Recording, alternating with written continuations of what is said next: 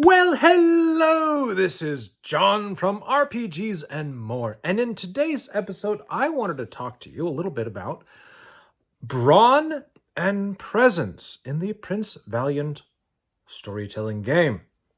Now, I'm going to try to go into a little bit more depth in Brawn and Presence, what they do, and what that all means, all right? Because it is kind of like, it is the core attributes of the game.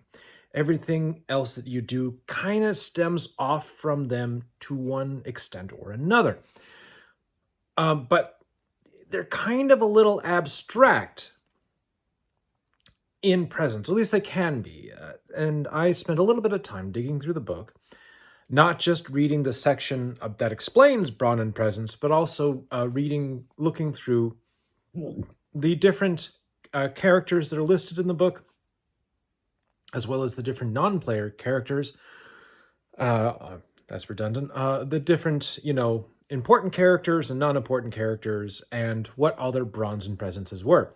So, but first, how do you do brawn and presence? Okay, so brawn is everything physical that your character does.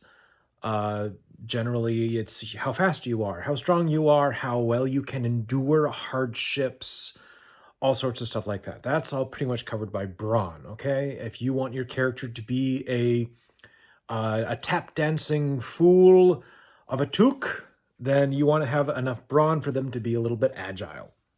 All right, cool. And presence is their presence of mind and presence of spirit, or whether they are present in the room. Presence of spirit meaning like how present are they in the room? How much does their presence fill that room? All right, so that's their influence on other people, as well as what is their presence of mind. Someone who has a very keen presence of mind. They are very aware of their surroundings. They are very thoughtful. They will have a higher presence score. Someone who is perhaps very charismatic and out there and capable of influencing others with their charm and wit. That's also an equally high presence score. So you can do different things with that and have a little bit of fun with it. It doesn't all right. So that's kind of generally what presence is. The other thing is presence also is what is used if you want your character to search for something or notice something. That is covered by presence, not by brawn. All right, so someone who wants to create a rogue or a scout or a thief or whatnot, then they want to have a higher than average presence to be able to kind of detect when the law is coming for them or when the sneaky ones are there, and how to sneak across, and maybe how to pick someone's pocket would be a bit more of a presence thing than perhaps a brawn thing.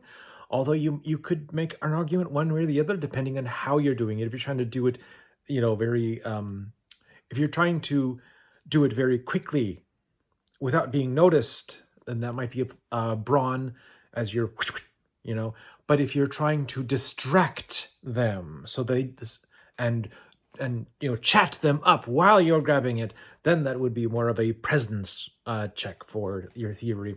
There's actually some room for this. There's room to decide which you're going to use. That's up to the storyteller to dictate what to use in any given situation. But those are some general guidelines that can be followed, and also to give you an idea as a player of where you want to put those numbers. So then how do we put those numbers? What numbers do we put? So the standard character, I'll give you a little bit of a context for it.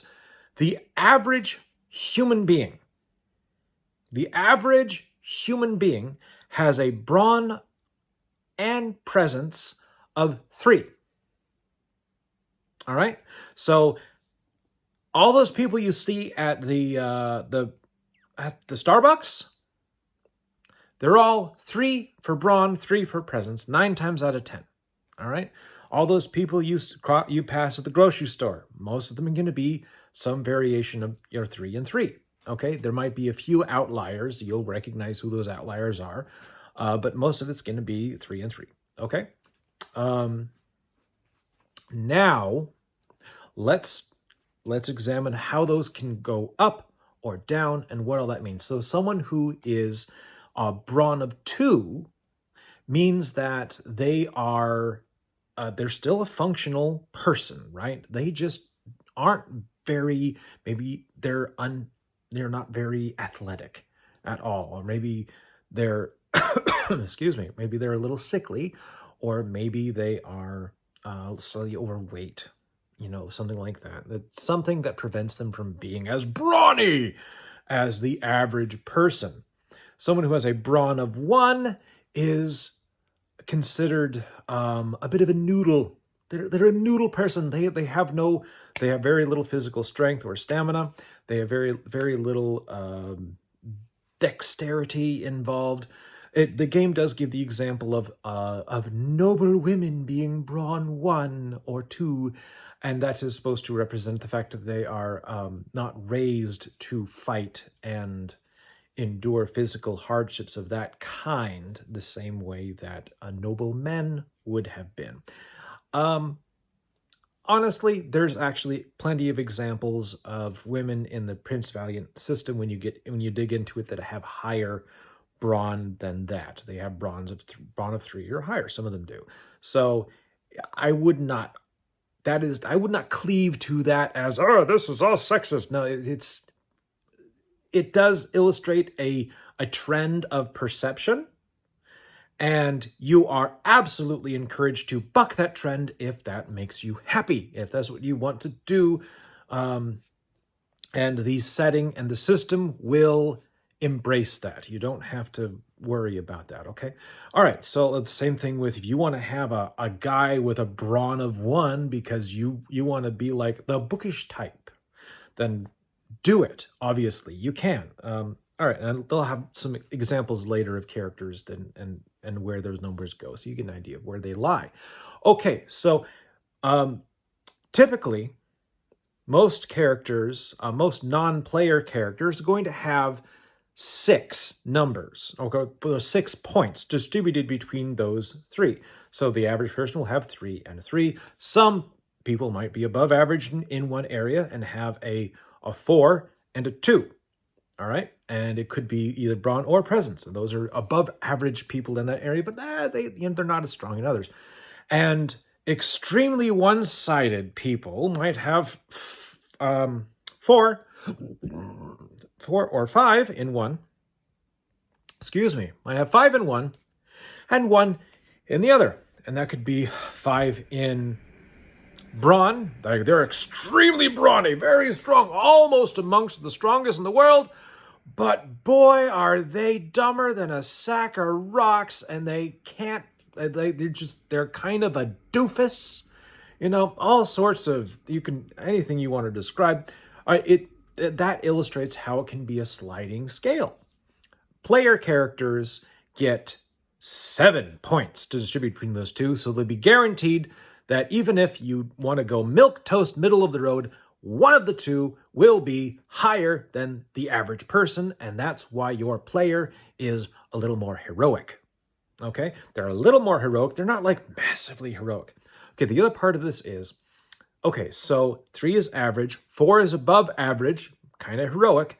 5 is, oh my gosh, this is amongst like the best person in the kingdom. 6 is the pinnacle of human achievement. All right, no human can have an ability, can have either of these attributes higher than a 6. That is beyond the scope of the game. That is beyond what they do, okay? Get that into your head real fast, because it's really easy for us as like D&D players to be like, oh, I want higher numbers, I want higher ability scores. And I'm like, 6 is, so 6 is not just the 18. 6 is like the 20. Okay, 6 is as high as it goes. It doesn't go higher than 6. I know some ability scores do go higher than 20, like 22 or something like that. Just 6 is the max. Okay, so don't even think about anything further than that. So therefore, because the max is lower than we expect, that means that each of those numbers means a lot more. So, for example, the difference in D&D, the difference between a strength 10 and a strength 11 or 12 is, well, that's an average person versus like the best in the village or the town, right? Okay. But in Prince Valiant storytelling game, You've got average of 3, and then the 4 is this. These people are going to be they're going to all automatically be amongst the best in the town or the county. And therefore that's how much it's a bigger step. It's bigger in a sense than the 10 to 12 that I used to illustrate, but that gives you a little bit of an idea. Okay. All right. So moving on, let's talk about, let's put this all in context. Okay. I've been talking really fast, trying to get basically the groundwork done, but now let's get into the context of brawn and presence. What does it look like at the game table? Now, I'm going to go through a lot of character ideas and some monster ideas as well. And I'll talk about, what they have in brawn and presence, but bear in mind that they have entire character sheets outside of these 2 ability scores that illustrate what they're capable of doing and go into a lot more detail about what equipment they carry and things like that. I'm not getting into that right now. Right now, we are just focusing on brawn and presence because those are the ability scores, and the ability scores are the foundation. Okay? So ignore everything else. Don't worry about that. We're just going to focus on basically their ability scores, because that is going to give you the context when you want to create your own NPCs, or when you're trying to gauge the power of your player characters, or you are creating a character and trying to I want to min-max, I want to do this and that. Well, you should know what you're actually making. Okay? And have some context. That way, when your DM starts well, your presence is 1, so you need to role play that. You know what they're talking about, all right, without having to play 20 questions. And it could still be fun to play 20 questions about that, but in a more fun, let's develop this kind of way, as opposed to the, what do you mean, GM? I just gonna play dumb. All right, so moving into this. I wrote this all down. I was very, very diligent, so hopefully this will go a lot smoother than me just reading the book. Okay, Saxon Warriors. Saxon Warriors are an average person. They have a brawn of 3 and a presence of 3. Robber Knights. Robber Knights are also brawn of 3, presence of 3. A peasant leader. So this is someone who is capable of leading other peasants. They represent some of the best of what peasantry can offer in this one. They are statted out as brawn of 4. Perhaps they are a blacksmith, but presence of 1. Now they have skills that offset that low presence and allow them to do things that a leader would do. But their natural presence in general as a human is a lot lower. So that is someone who only has 5 points, not 6. All right, that's an interesting thing that they can do when detailing creatures or characters that are generally considered lower ability than the average person, and which would be really useful when trying to convert monsters from a D&D style setting into your Prince Valiant game. If you wanted to have a group of goblins, for example, you'd probably put them at brawn and presence each of 1, and then give them some skills. And that should be all you have to do. But anyway, moving on. Excuse me. Bloodthirsty Huns. Brawn of 4, presence of 1. Okay. Hun Slavers. Brawn of 2, presence of 2. Okay. This game uses Huns the same way that fantasy games use sort of goblins or orcs, in the sense that they are invaders from another place. They are kind of an unknown people, a bit of an other, and they're meant to be foes that the main character, who is the heroic knight, can fight and be able to stand upon the piles of the slain foe kind of situation. They can be that. Now, obviously, that may have been the original intention. You don't have to stick to that. Or even if you do, you can still do a little bit of research and add a little bit of fun to it. And your Huns don't have to be that. You can make your Huns whatever you want. All right. Hun Raiders, 3 and 2. Okay.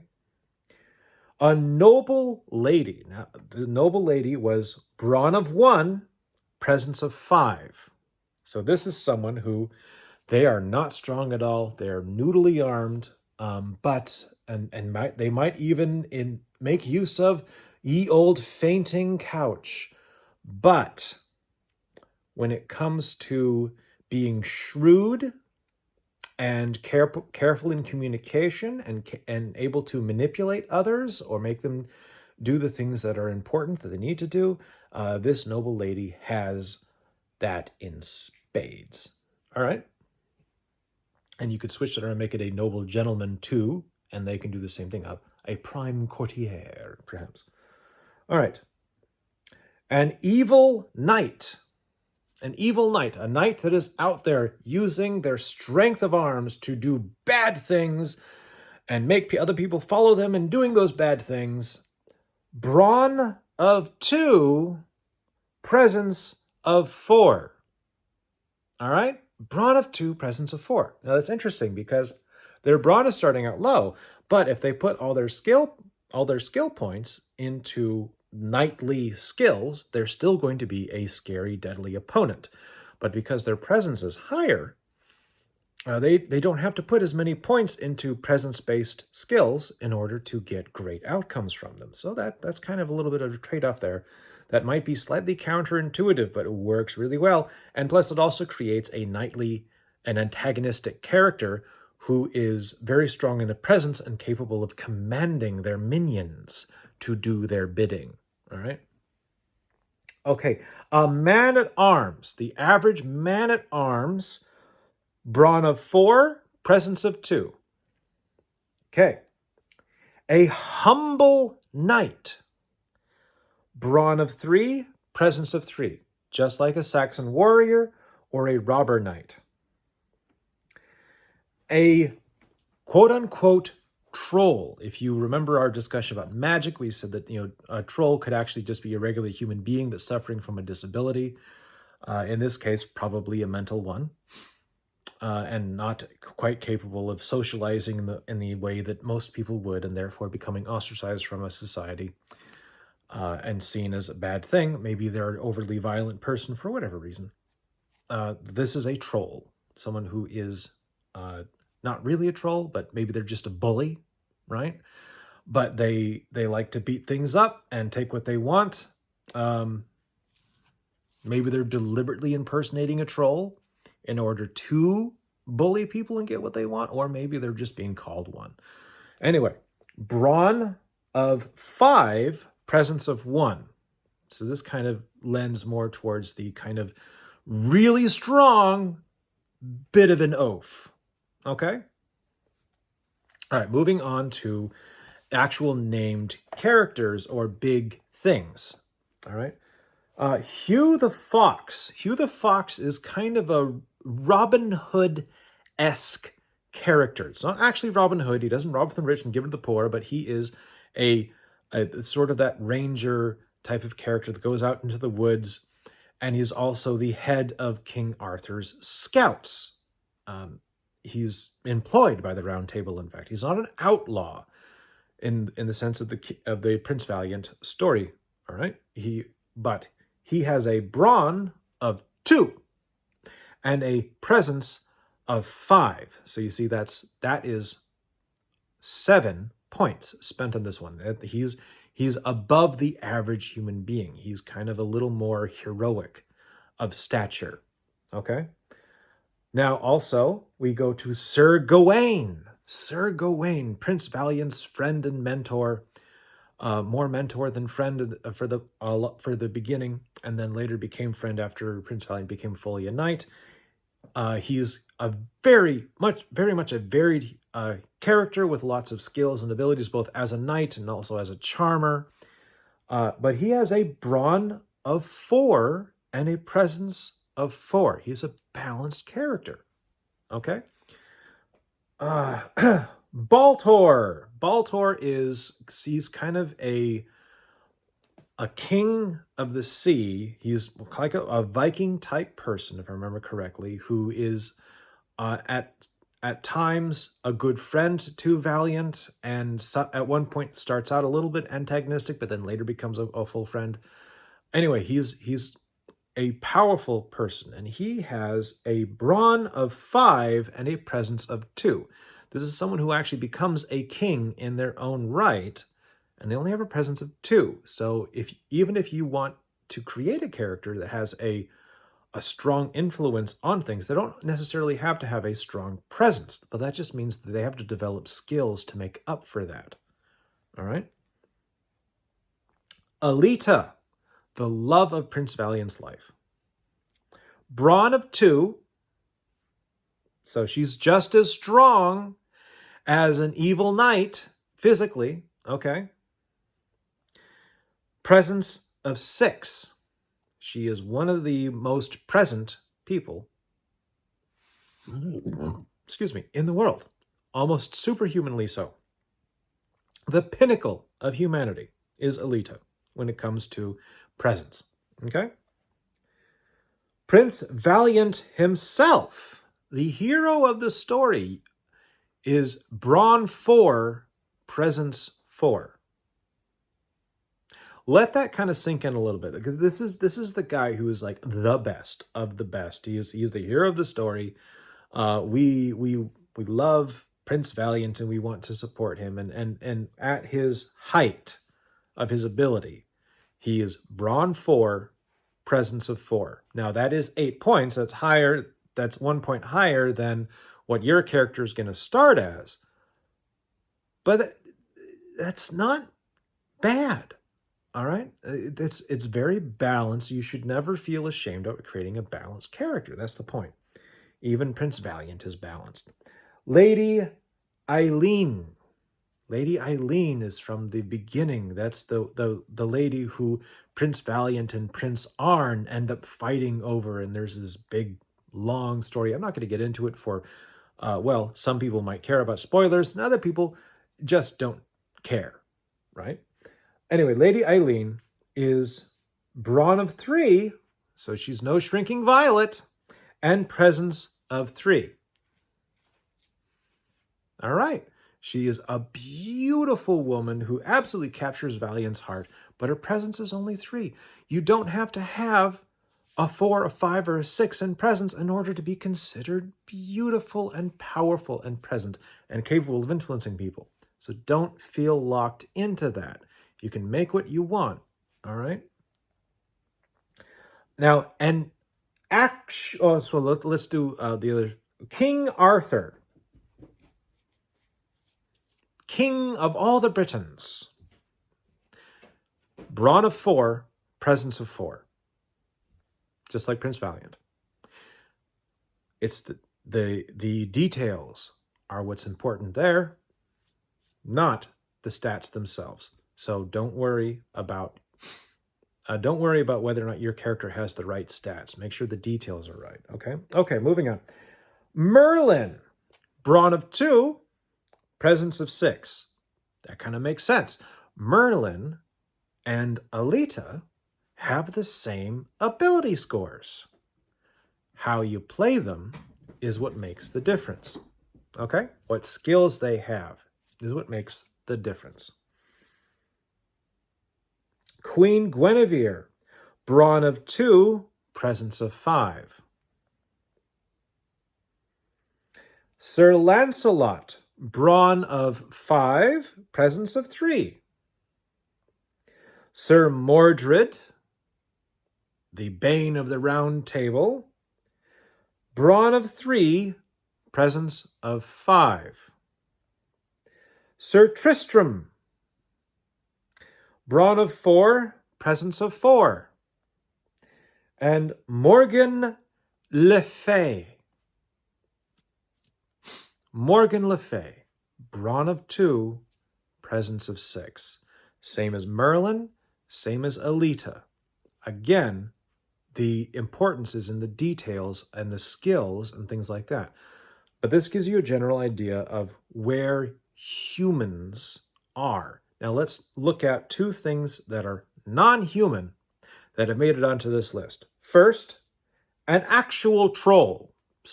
this is not a human masquerading as one. This is not a human that's been accused of being one. This is an actual magical troll figure. Brawn of 8, presence of 2. Brawn of 8, presence of 2. Now, there's other things involved with that stat block, which you can find in the book, that help you understand how to run a troll in the game and what to do with it. But these are the basic stats, and that should give you an idea. If the best a human can do, the pinnacle of human achievement in Brawn is 6, and this troll is 2 points higher, that's the difference between the pinnacle of humanity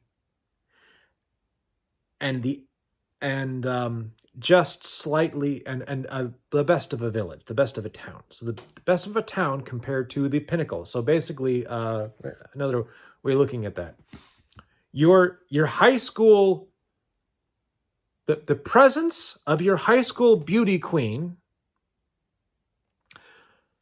versus the presence of Miss Universe, or Miss World, or whatever the international beauty pageant is. So that the presence of local high school beauty queen and that would be presence of 4, right? Versus the best in the world at that moment, which is the 6, okay? That's the difference. And then that troll is that much better, again, on top of that, okay? So that's what that 8 means. This is a huge jump. This means a lot. And your description of this troll should reflect that. This troll should be so brawny that it makes other figures just quake in comparison. Now, people who are used to fantasy type tropes might have a harder time actually being afraid of this.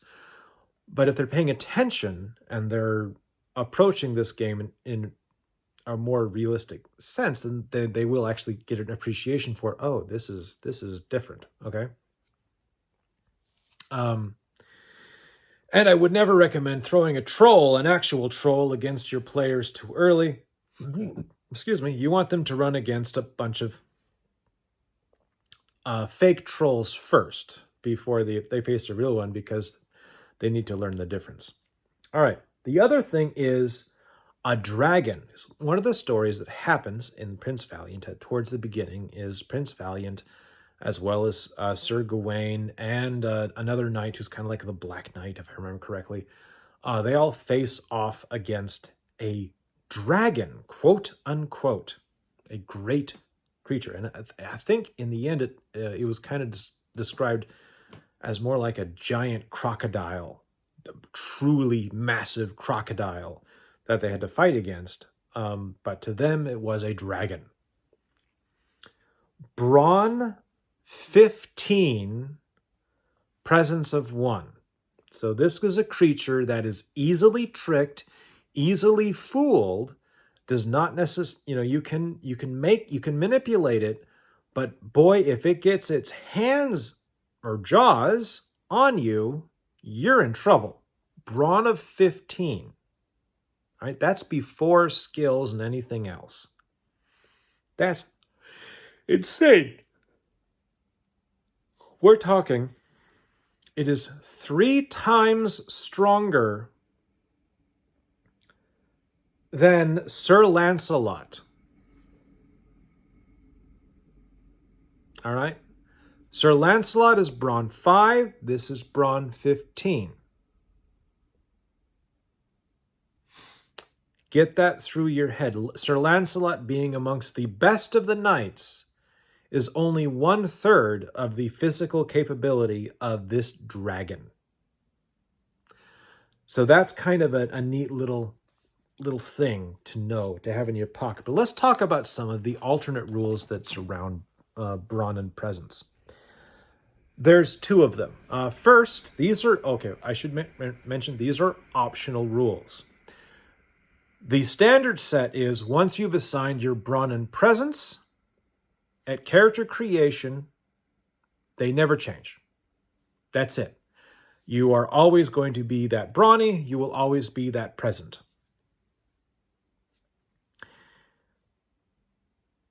The first optional rule that you can use, especially if you're playing with the advanced rules, is letting your description of your character influence their roles by adding modifiers.